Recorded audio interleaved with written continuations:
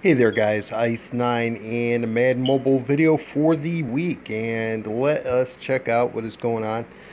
First of all, I finally did some real upgrades to my team. I've been saving up coins, buying gold players, doing the 10 trophy pack and saving up elite trophies, trying to sell the golds and silvers and bronzes and trying to keep the coins up.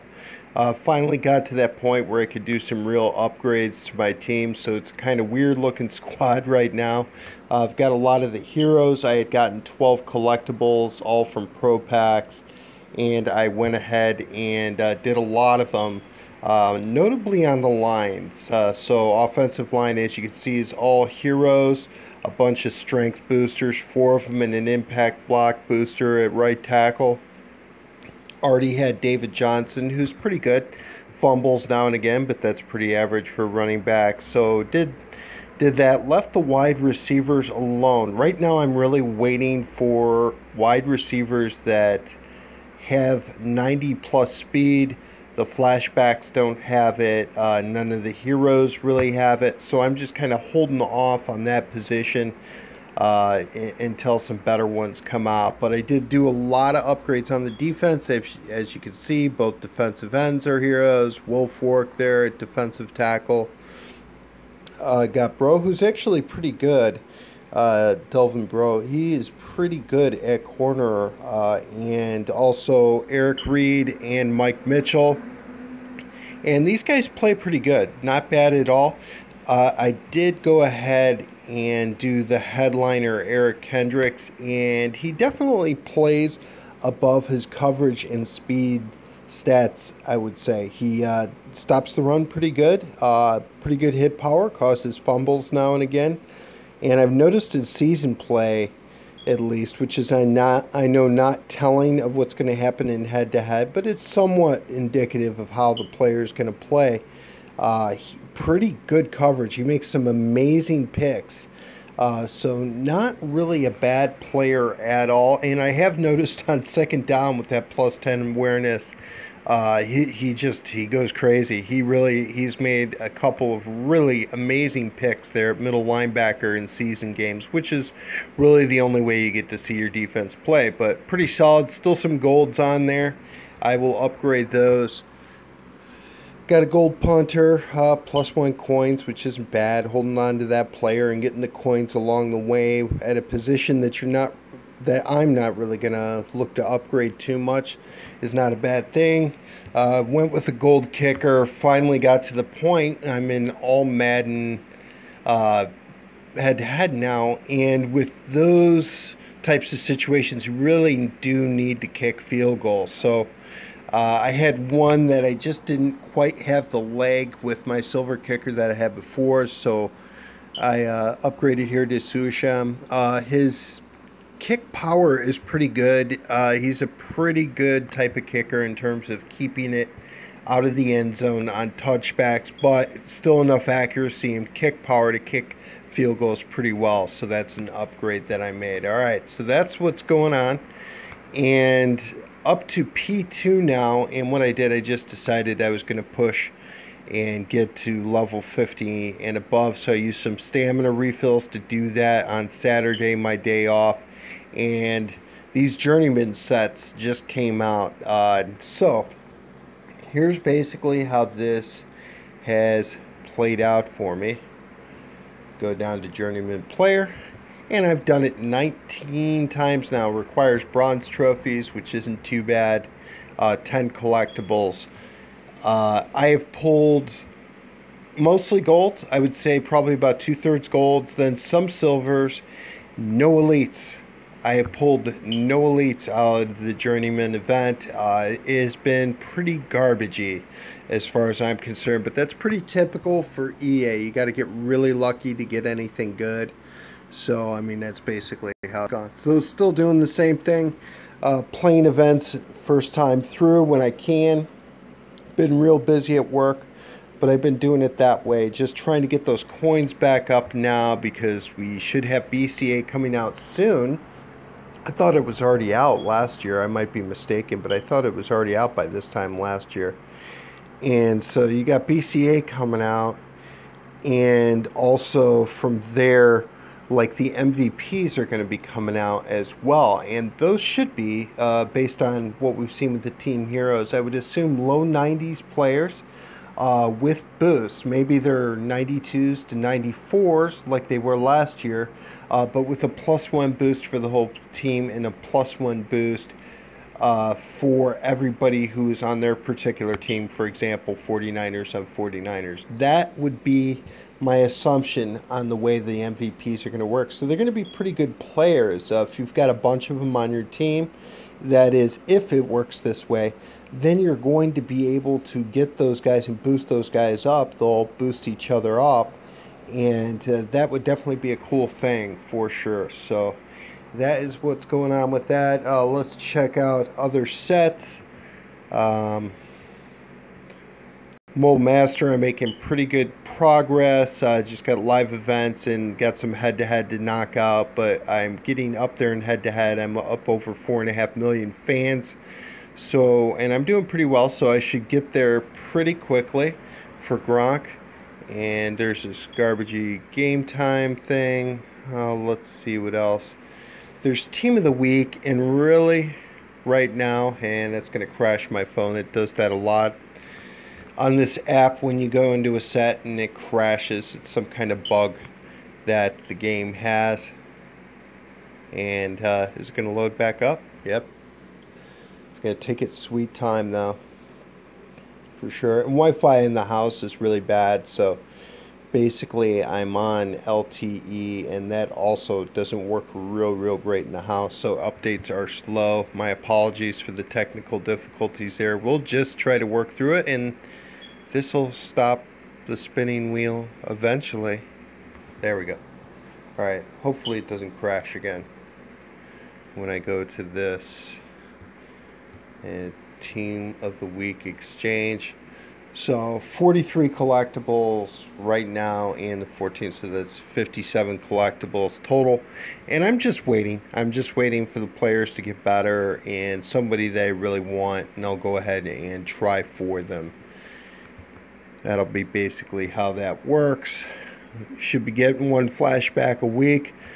I assume those are going to jump up to 91, 92 overalls fairly quickly. If they do a +2 speed flashback, they may not do one till very late in the year. I could totally see EA doing that. But the first +2 speed flashback that they do, I predict that the market for the collectibles and just in general is going to go a little nuts over that. It's got to go nuts. Still got this champion set. I happen to think, I think that these are kind of garbage. I mean, they're really low level elites and they're really hard to get. I haven't done a set as of yet. I finally got one of the championship sets, the NFC conference championship collectible to put in there for Bethia, but I've already got two better safeties with boosts and then this guy on my team right now, so just no interest really for me for that set. Domination, there is some interest. I'll get at this sooner or later. What I kind of think about Domination this year, we know that last year with Gronk, he ended up being on a lot of legacy teams. I do think that Von Miller, there's definitely a chance he's going to be on a lot of teams as well. But if you look at these stats in terms of certainly speed and acceleration, he's not as fast as the Team of the Year player, the Super Bowl MVP card from last year that ended up being on my legacy team. I guess we could kind of compare him here. He's got the tackle boost, but tackle isn't the greatest boost. It's going to boost overall more than it is going to boost gameplay. So not too exciting, but still I'm going to be going for him. And just to, so this is my legacy team. And then last year, that Team of the Week, Super Bowl MVP card. And there was +4 speed on this team, but as you can see, he was quite a bit faster and acceleration was better than this card this year.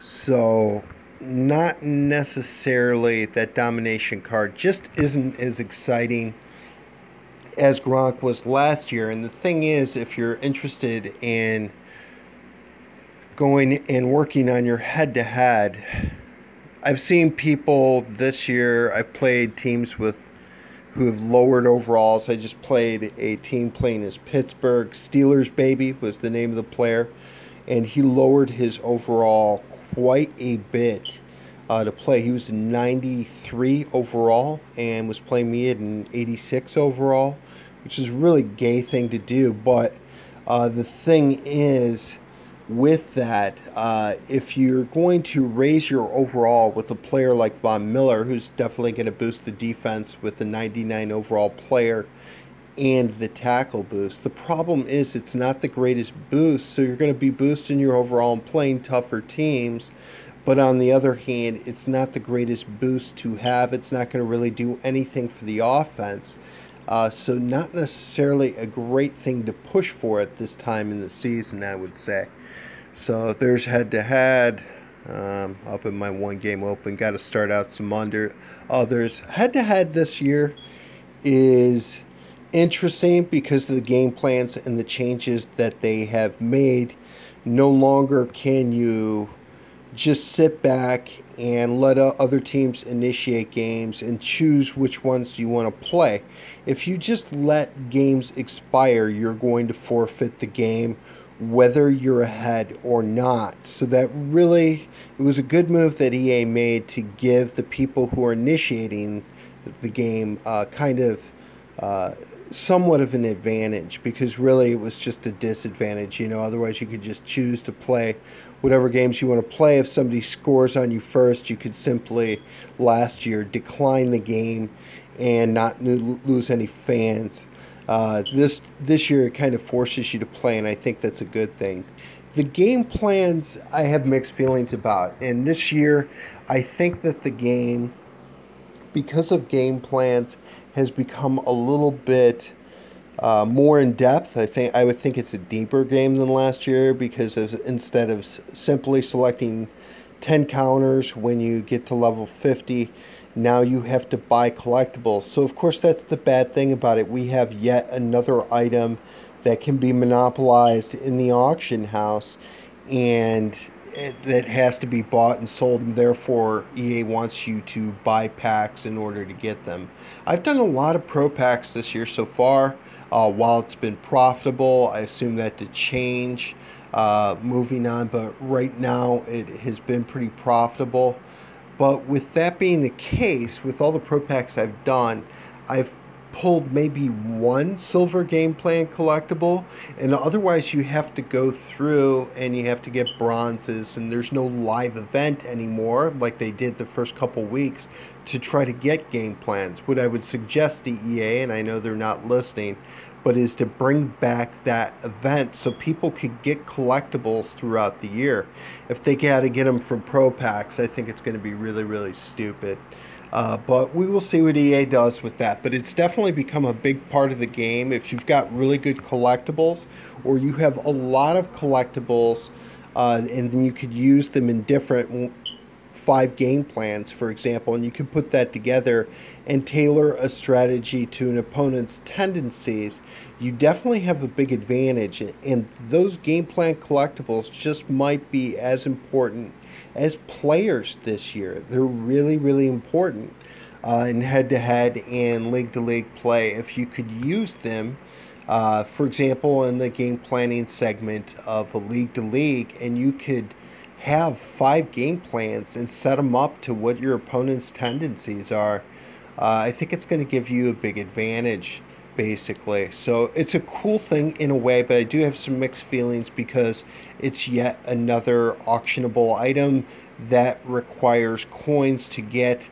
and now with no live event, again, to get more collectibles, it basically forces people to go out in the auction house and pay for these, or go through pro packs. And of course they have the sets too, but let's take a look at these and then look at some of the game plans that are out there. So that'll be in the locker.